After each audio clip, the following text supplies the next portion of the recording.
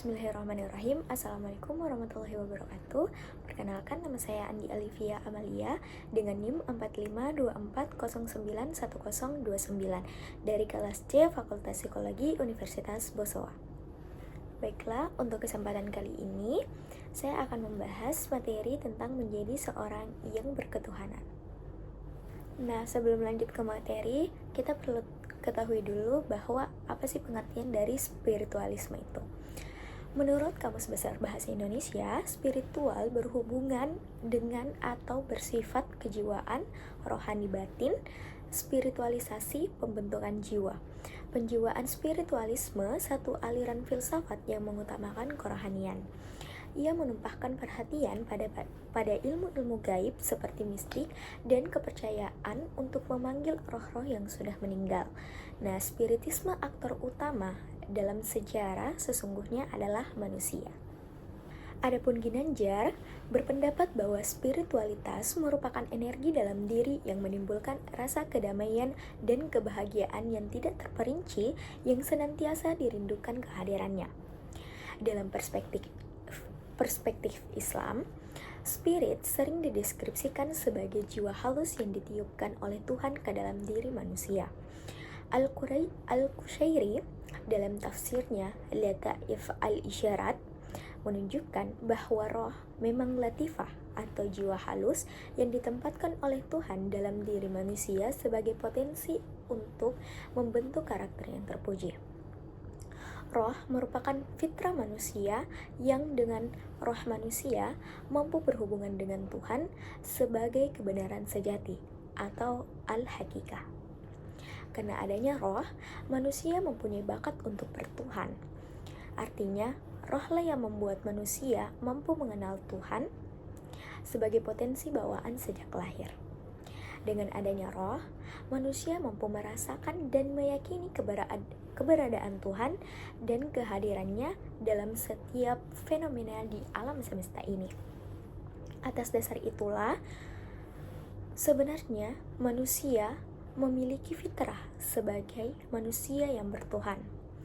Roh manusia menurut Islam adalah suci karena ia adalah karunia ilahi yang terpancar dari zat Tuhan. Roh bersemayam di dalam hati, sehingga hati terpancar kecerdasan, keinginan, kemampuan, dan perasaan. Ketika hati ditempati roh, maka hati menjadi bersinar dan memancarkan cahaya kebaikan. Hati yang terpancari oleh kebaikan Tuhan disebut dengan hati nurani atau hati yang tercahaya. Hati yang mengalami keredupan cahaya roh disebut dengan hati gelap atau qalb zulmani. Ketika manusia memiliki hati yang gelap, ia menjadi sulit untuk tetap berhubungan dengan kebenaran sejati yang universal. Akibatnya, manusia menjadi mudah untuk berbuat maksiat dan keburukan.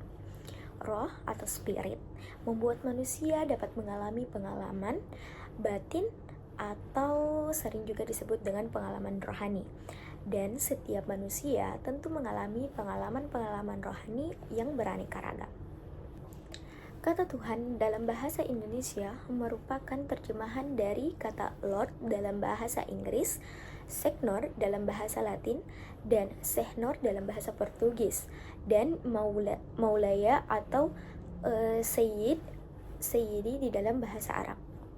Semua kosakata di atas menyaran pada makna Tuan.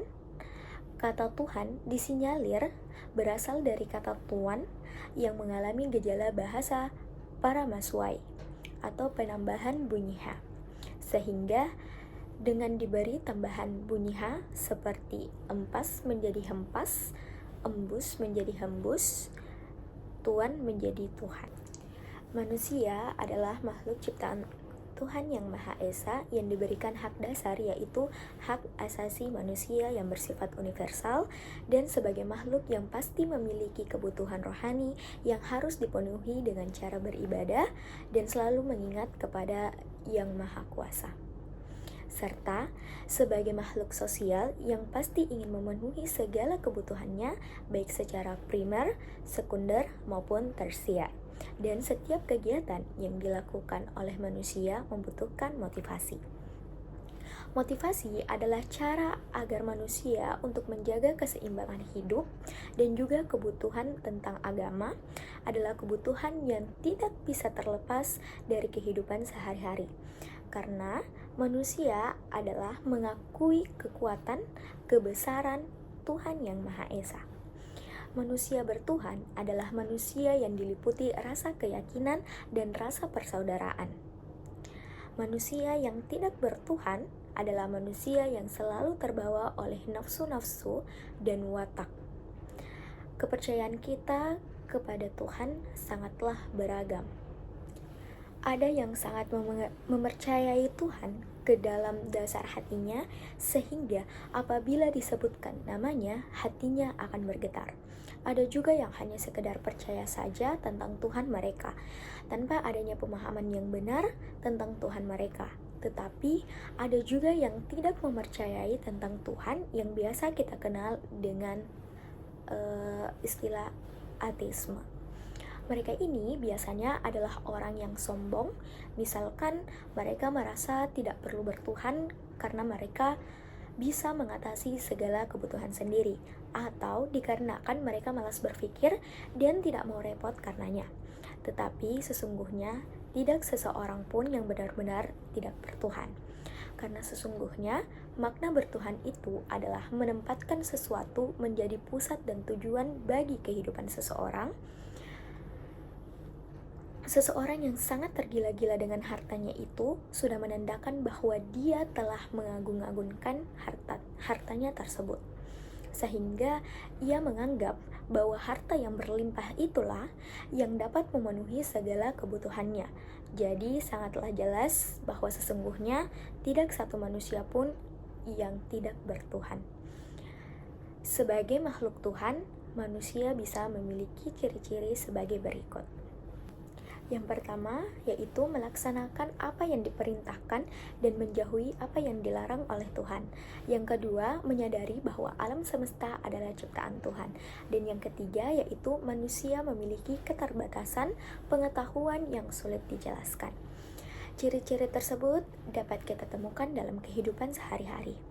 Tujuan manusia bertuhan adalah karena mereka mendapat perlindungan. Munculnya agama adalah ketidaktahuan. Di mangsa binatang buas, bencana alam, maka mereka menerka dan mengadakan pemujaan untuk meminta perlindungan kepada objek-objek seperti batu besar, pohon, goa, gunung, dan lain-lain. Ketidaktahuan kemana ia akan pergi setelah meninggal dunia, tempat untuk meminta, menyembah, konsepnya sama. Biarpun agama itu tidak menggambarkan Tuhannya dalam bentuk sebuah patung atau sepotong kayu.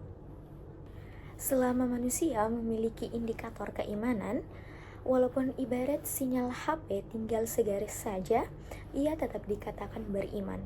Meskipun dikatakan masih beriman, ia memiliki indikator-indikator kekufuran. Apabila si pendosa ini terus-menerus melakukan indikator-indikator kekufuran dan sampai puncaknya ketika ia berani secara terang-terangan melawan Tuhan dan Rasul-Nya, maka ketika itu ia dikatakan telah terjerumus di dalam kekufuran yang bersifat mutlak. Sejalan dengan penjelasan, maka menilai seseorang kafir atau tidak kafir bukan dilihat dari keyakinannya, sebab keyakinan tidak bisa dilihat.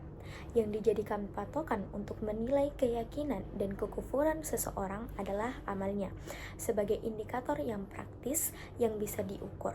Oleh karena itu, kita tidak boleh gampang menuduh orang kafir, apalagi penilaian tersebut hanya dilandasi oleh asumsi dan persepsi sepihak.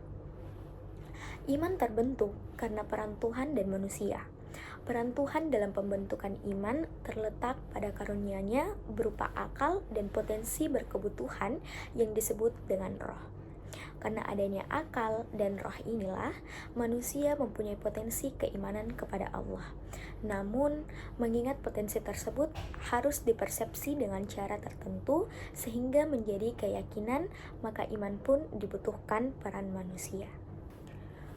Proses pembelajaran, pembiasaan, pengalaman, dan indoktrinisasi yang dilakukan oleh guru, orang tua, dan orang-orang di sekitar lingkungan dan kebiasaan sosial juga bisa menjadi faktor lain yang mempengaruhi pembentukan iman. Nah, dari uraian di atas dapat disimpulkan bahwa pembentukan iman identik dengan pembentukan karakter. Orang yang beriman adalah orang yang berkarakter. Beriman kepada Allah berarti memiliki karakter bertuhan. Dalam bahasa agama, karakter identik dengan akhlak. Menurut Imam Ghazali, akhlak adalah bentuk jiwa yang darinya muncul sikap dan perilaku secara spontanitas dan disertai dengan perasaan nikmat dan enjoy ketika melakukannya. Oleh karena itu, orang beriman kepada Tuhan atau memiliki karakter bertuhan adalah seseorang yang meyakini Tuhan sebagai sumber kebenaran dan kebijakan tertinggi, mengidentikan diri dengan cara banyak meniru akhlak Tuhan dalam bersikap dan berperilaku, dan memiliki komitmen kepada nilai-nilai tersebut. Demikianlah materi yang dapat saya sampaikan, kurang dan lebihnya mohon dimaafkan. Wabillahi taufiq wal hidayah. Wassalamualaikum warahmatullahi wabarakatuh.